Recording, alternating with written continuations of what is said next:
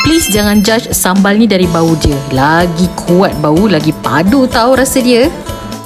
Namprik kapi ni tahu sebenarnya sejenis sambal Thai yang rare lah bagi Nina, sebab bahan dia simple je. Mula-mula kita bakar dulu. Bakar belacan dengan daun pisang ni lah yang buatkan Nina rasa dia lain daripada lain. Lepas tu dia tak gunakan bawang besar tau ataupun bawang merah. Dia hanya gunakan bawang putih saja. Dan yang paling best, dia gunakan juga udang kering sebagai penambah perasa dan juga minyak sotong ataupun sos sotong kan.